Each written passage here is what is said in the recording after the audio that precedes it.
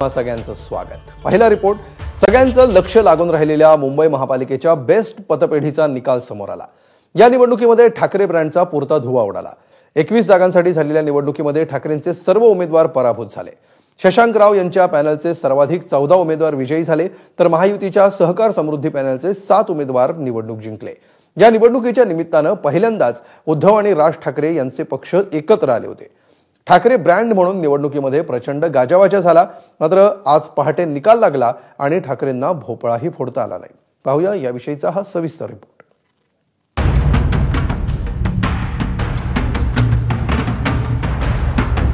Best पतपेढीची निवडणूक।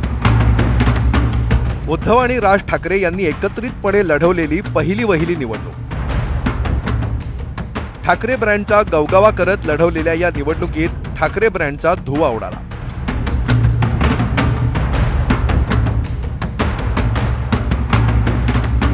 पतपेढीवरील एकूण 21 जागांसाठी झालेल्या या निवडणुकीत ठाकरे बंधूंना भोपळाही फोडता आला नाही। गेल्या 9 वर्षांपासून बेस्ट पतपेढीवर ठाकरेंच्या शिवसेनेची सत्ता होती, मात्र 18 वर्षांनी एकत्र येऊनही ठाकरे बंधूंना ही सत्ता टिकवता आली नाही।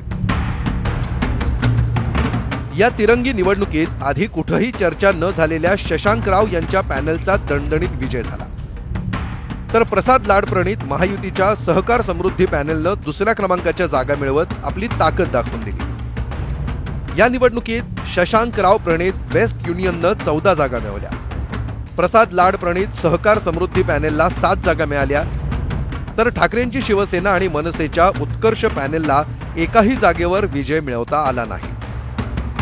मी आधीच म्हणालोय, ब्रँड तेव्हाच असतो, ब्रँड लोक बनवतात। तुम्ही जर लोक आणि कामगारांसाठी काम केलं नाही तर तीच लोक तुमचा ब्रँड संपवण्याचंही काम करतील, असं माझं मत आहे। एरवी जगातील सर्व प्रश्नांवर सविस्तर उत्तरं देणाऱ्या संजय राऊतांनी या निकालावर भाष्य करणं सोयीस्कररित्या टाळलंय। हा अत्यंत स्थानिक पातळीवरचा विषय असून दिल्लीत हा प्रश्न विचारणं योग्य नसल्याचं म्हणत त्यांनी याबाबतच्या प्रश्नांकडेच पाठ फिरवली। ठाकरे ब्रँड कधीच फेल होणार नाही।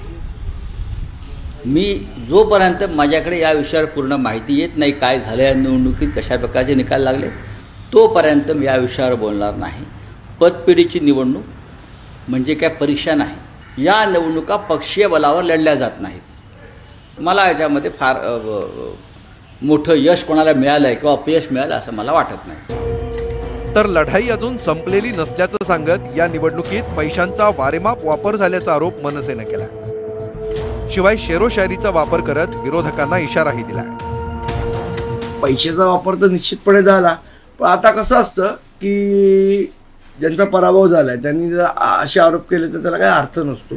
पण पैशाचा वापर झाला हे मला असं वाटतं निवडणूक म्हणजे मतदान चालू होण्याआधी मी पुराव्यासकट दाखवून दिले आणि त्याचे पुरावे पण आमच्याकडे आहेत की कशा पद्धतीने पैशाचा वापर झाला। शिवसेनेचे जे कामगार सेनेचे जे नेते होते त्यांना EOWच्या नोटीस पाठवल्या। फक्त एवढंच सांगेन, युद्ध अजून संपलेलं नाही, कारण अजून आम्ही जिंकलेलो नाही। त्यामुळे युद्ध चालूच आहे आणि युद्ध तसंच चालू राहील। तर या निकालानंतर भाजपनं ठाकरे बंधूंवर टीकेचा जोरदार प्रहार केला।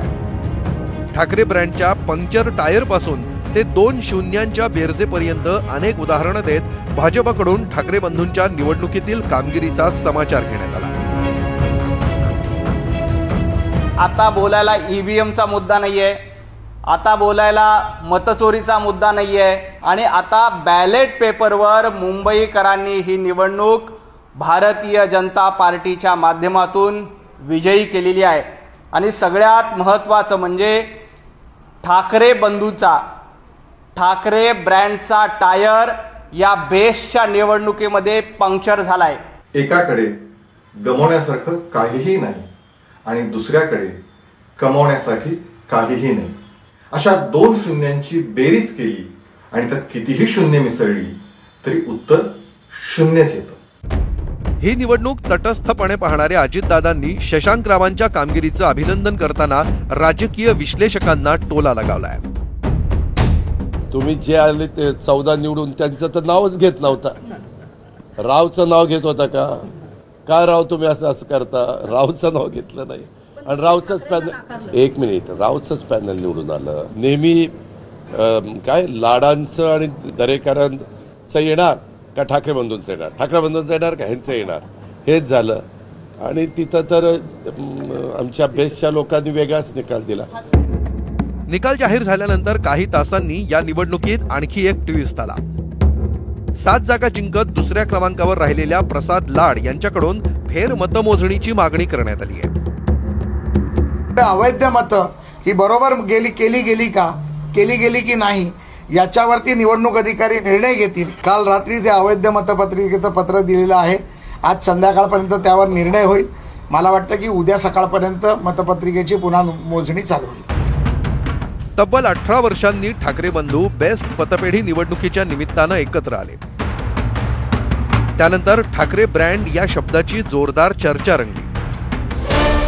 गेल्या काही दिवसांपासून चर्चेत असणाऱ्या बेस्ट पतपेढीचा निकाल समोर आल्यानंतर आता ठाकरे बंधूंच्या एकीचं भवितव्य काय असेल याची चर्चा राजकीय वर्तुळात सुरू झाली आहे.